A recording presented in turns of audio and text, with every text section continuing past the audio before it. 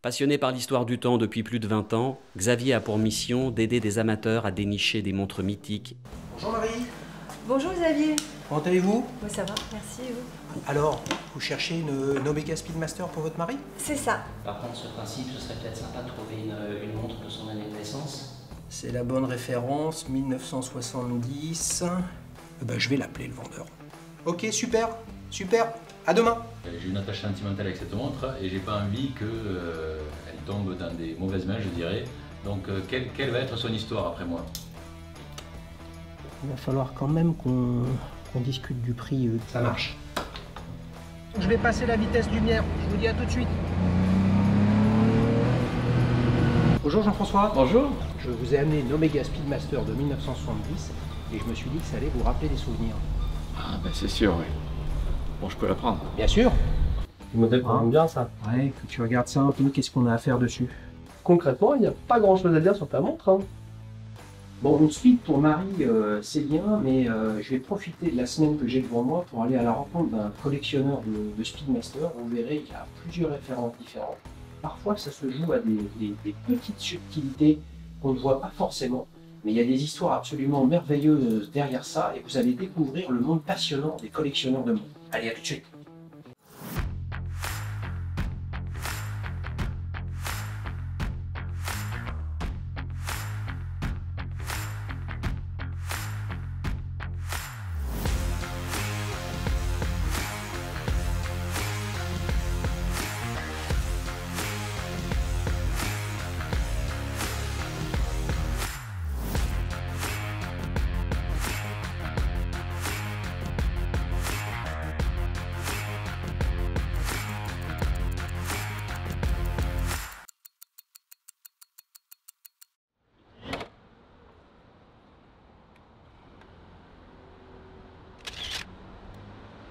Bonjour Olivier. Bonjour Xavier, Je suis content de vous recevoir.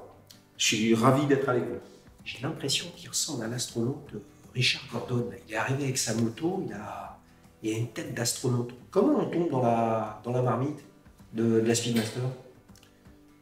C'était avant mes 40 ans.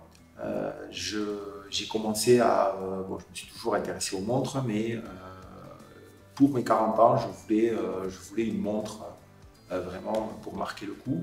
Et c'est là où j'ai commencé à regarder plus précisément les Speedmaster. Et j'ai eu un cheminement. D'abord, j'ai regardé les contemporaines. Et puis après, finalement, j'ai commencé à m'intéresser plus aux montres anciennes, au vintage, à regarder les différents modèles. Vous avez combien de speed, Olivier? Combien au total? Ouais. Il faudrait faire le compte. Honnêtement, j'en ai plus, j'en ai 10-15. 10-15. Mais de 1959 jusqu'à la dernière, elle est de 2004. Et donc au poignet, là, vous avez c'est une 2998? C'est une 2998, ça. Ouais, les amis, souvenez-vous. Une 145-22 pour le conjoint de Marie, un modèle qui est sorti en 69. Une 2998 qui est sortie en quelle année? C'est sorti, ça a commencé à sortir en 1900, un peu avant 1960 jusqu'à 1962. D'accord, donc celle-ci est sortie en 59, celle-là? Celle-là précisément, elle est de début 1960. C'est quoi les grandes caractéristiques d'une 2998? Par rapport au boîtier d'aujourd'hui, donc c'est un boîtier à anse droite. Il n'y a pas la partie du boîtier avec ce qu'on appelle les crown guards, donc qui protège les poussoirs du chronomètre. Et après, il y a différents modèles de 2998. Il y a les premières, la 1 et la 2, qui ont un cadran spécifique et différent des 2998 suivantes. Et aussi, elles ont une lunette spéciale, puisque c'est la base 1000 qu'on appelle. Contrairement à la lunette actuelle qui est la base 500. Voilà les grandes caractéristiques. Et puis aussi, surtout, les aiguilles, ce sont des aiguilles feuilles. Alors qu'après la 2998, on est passé aux aiguilles de bâton. Ouais. Alors justement, après cette 2998, dans votre collection, on passe, si j'ai bien compris, à la 105-12.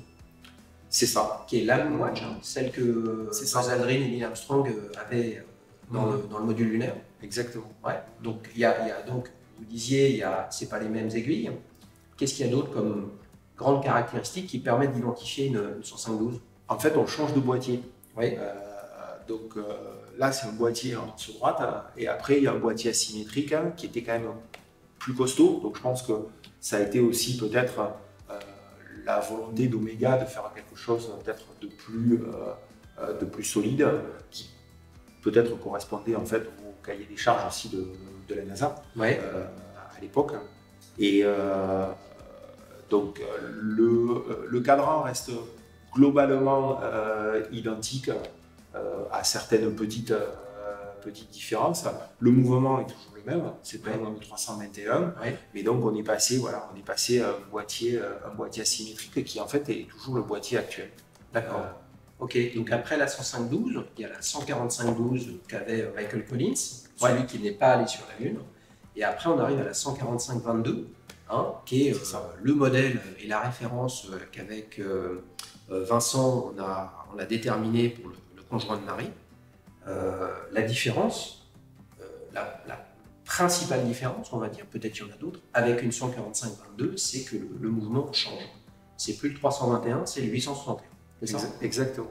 Il y a d'autres petites caractéristiques très précises où seuls vous, les collectionneurs, avez l'œil et on peut faire la différence entre une 145-22 et une 105-12.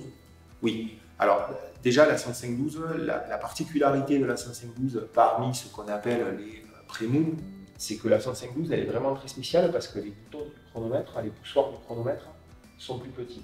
Donc ça il faut avoir l'œil, on le voit assez facilement quand on compare les deux modèles. On s'aperçoit qu'elle a des petits boutons poussoirs, contrairement à l'autre qui sont un peu plus longs. Donc ça, je dirais, quand on regarde le montre, c'est la principale caractéristique. Après, il y a aussi le cadran, puisque le cadran, il y a ce qu'on appelle le logo en applique.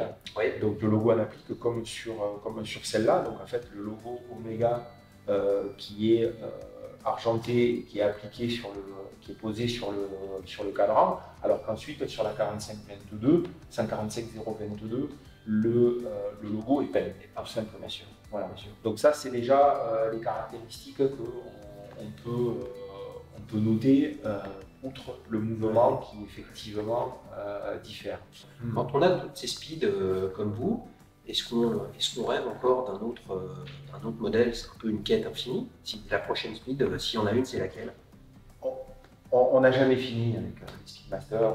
De manière générale, hein, pour tous les collectionneurs, je pense que ce soit dans les montres ou dans l'art, comme ça, on n'a jamais terminé parce qu'il y a toujours quelque chose qui est plus beau, qui est plus rare et qu'on n'a pas. Voilà. Donc moi, dans toutes celles que j'ai, en fait, celle qui me manque et que je n'ai jamais trouvée, c'est la 105-3.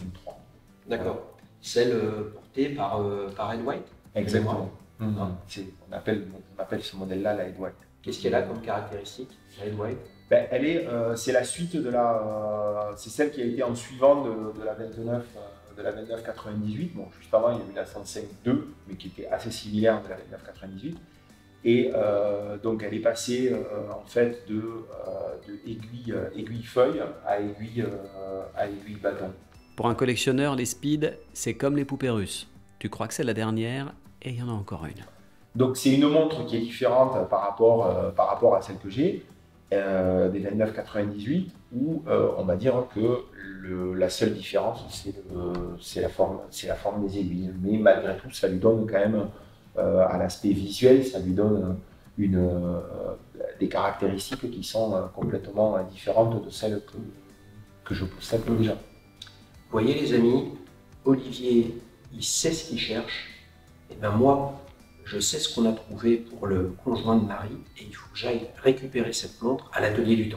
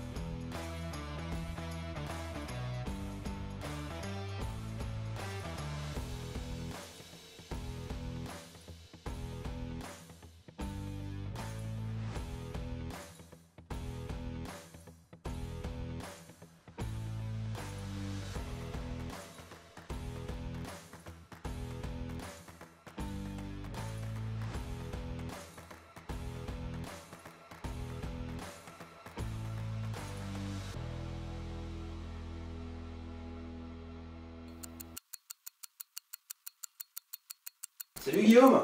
Comment ça va Xavier? Et toi? Ça va. Ouais? Quoi de beau? Ouais, bah grande forme. Salut Thomas. Comment vas-tu? Ça va bien, j'ai récupéré la speed. C'est fini? Terminé ta petite speed. Alors, Regarde comme elle est belle. là, vous me faites vibrer les mecs là. Ouais. Ça te plaît? Bah, bien sûr que ça me plaît. Bon, ça va pas trop changer d'aspect extérieur parce que je te l'ai pas poli. Je te l'ai gardé comme elle était d'origine. Elle est top, le boîtier. C'est un boîtier fou furieux. Le cadran surtout. Ouais. En revanche, le cadran, je t'ai enlevé. Tu te souviens, t'avais une petite. Bien sûr, je le sais. Ouais. C'est la première chose que j'ai vue les amis. Le petit star à 10h là a disparu. Ça, je te l'ai enlevé. Ouais, révision complète? Révision complète, comme d'habitude. J'ai pris, j'ai démonté, j'ai nettoyé, j'ai remonté, lubrifié. J'ai fait un petit réglage. Après, je l'ai contrôlé. J'ai contrôlé 3-4 jours. Elle a une bonne réserve de marche. Je crois qu'elle a 42 heures. Donc, c'est très bien. Proche de la... Proche de la sortie d'usine. Ouais, proche de la sortie d'usine. Ok. Question précision. Top. Top. Je te l'ai sorti à 315 degrés d'amplitude. Donc Ok. c'est très très bien pour ce calibre. Et en avance retard, elle est top. Tu verras pas de différence. Écoutez les gars, je suis super content. On avait dit 300 €, c'est ça? Ouais. Bah c'est super ça. Yes. On est Marie toujours va dedans. être absolument ravie. Voilà une superbe montre qui a 50 ans et qui tourne comme une horloge. Franchement c'est top. Bah, écoute, on est là pour ça. Ouais, Guillaume, Thomas, merci beaucoup. À Avec bientôt. plaisir. Yes. Hein, ça marche? Ciao, loulou. Tout bien. Et s'il y a- Votre horloger vous prête l'heure mais vous la donne pas? Ah, je peux pas la garder? Bah si tu me signes un chèque, il n'y a pas de problème. Bon, allez, chacun son truc les gars, c'était pas le sujet. Est-ce qu'elle t'a apporté du plaisir, Romain? Franchement, et je suis arrivé à l'heure comme prévu, tu m'avais dit même jour, même heure, même endroit, super, je la remets dans la petite marmotte. Exactement. Et vous savez quoi les amis, je vous ferai signe, je vous dirai ce que me dit Marie. Grand plaisir. Je suis sûr qu'elle va me faire un grand sourire et que ce sera une super histoire. Allez, J'espère. salut les gars, ciao. À bientôt, Xavier. Ouais, bye bye. C'est le moment que je préfère, le moment où la personne vient récupérer sa montre.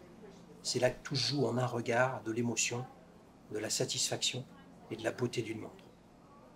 Je vois Marie qui arrive, je suis impatient de savoir si ça lui plaît. Bonjour Xavier. Bonjour Marie, ça va? Ça va très bien et vous? Ouais, je suis ravi de vous revoir. Mais oui, moi aussi. Oui? J'ai hâte de découvrir ce que vous m'avez trouvé. Bah, qu'est-ce que je vous ai trouvé? Speedmaster. Eh oui, je voulais. Je vous ai ramené tous les documents, la montre dans une belle pochette noire. Je l'ouvre délicatement. Regardez cette belle montre. Elle a 50 ans, comme votre mari. Un silence vaut mieux que 1000 mots.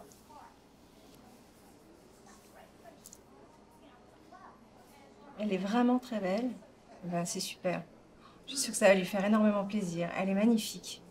J'ai avec moi l'extrait des archives qui présente tous les numéros précisés par Omega et qui raconte son histoire et sa date de fabrication, justement, en 1970. Ben, je pense que c'est un beau cadeau d'anniversaire, non? Là, je pense aussi, Et ouais. elle est très très belle. Au niveau des finances, ça passe dans mon budget. Est-ce que je lui fais croire que le budget a été dépassé? Mais non. Mais non, vous inquiétez pas. On est pile poil dans votre budget, même dans la partie basse de ce que vous m'aviez donné. On est à 6 300 €. Ben, génial, formidable. Et avec cette montre, votre mari peut repartir pendant des années et des années avec cette montre au poignet. Ouais, super. Elle est très très belle. Je suis sûre de lui faire plaisir. Enfin, je pense vraiment lui faire plaisir avec ça. Faudra m'expliquer la fascination qu'ont les hommes pour toutes ces montres. Ah, si je vous demande quand est-ce qu'est né votre mari, par exemple, est-ce qu'il est né le 17 mars 1970? Oui, quelques jours près, oui. Quelques jours près. Ben voilà. Là, vous avez l'extrait des archives de cette montre, qui a donc été fabriquée le 17 mars 70. Ben, c'est un peu ça, une montre de son âge. Elle a vieilli, comme votre mari. C'est l'histoire du temps. Ce sont des souvenirs. Il a une dizaine de montres, me disiez-vous. Ben, il se souvient à chaque fois pourquoi il les a eues. Et ben là, il se souviendra à jamais, tout au long de sa vie, le beau cadeau que vous lui avez fait pour ses 50 ans. Ah oui, c'est un peu de poésie en fait. Bah oui. Bon, ben écoutez, merci infiniment. Attendez, j'ai une petite surprise quand même pour vous. Regardez, je me suis permis d'envoyer une photo de la montre de votre mari à un artiste qui vient du Puy-de-Dôme, qui s'appelle Watchonist, très connu sur Instagram, et qui fait des œuvres 100% digitales, vraiment pour illustrer une montre, une référence donnée. Et là, vous voyez, c'est la montre de votre mari, avec une référence à sa date de naissance et à 2020, son 50e anniversaire. Merci infiniment, c'est vraiment un très beau cadeau. Je suis touchée, ça va lui faire plaisir. J'ai hâte de voir sa tête. Vous voyez l'émotion qu'il y a avec les montres? Une belle montre, un beau souvenir, un cadeau. On voit Marie qui est extrêmement émue. C'est ça qui est magique. Bon, écoutez, je m'en vais et je vais lui offrir tout ça. Vous me tenez au courant, vous me direz s'il est content? Eh ben, évidemment, je vous rappelle dans la foulée. Merci Xavier. Au revoir. Au revoir Marie, à bientôt. Et voilà, une belle montre qui change de poignet, qui va accompagner un parfait inconnu pour lui conter d'autres moments de sa vie. C'est ça la magie de l'horlogerie, les amis. Des souvenirs, l'avenir, le futur, plein de passion. Il n'y a que Marie qui pourra me raconter peut-être un jour si la nouvelle vie de cette montre est aussi passionnante que la conquête spatiale. Numéro inconnu. Oui, hello? Oui, c'est moi? Oui? Vous cherchez une Rolex GMT Master dite Pepsi? Ouais? Une vintage? Ok? Oui? Bien sûr, je peux vous aider. Quand est-ce que vous voulez qu'on se voit?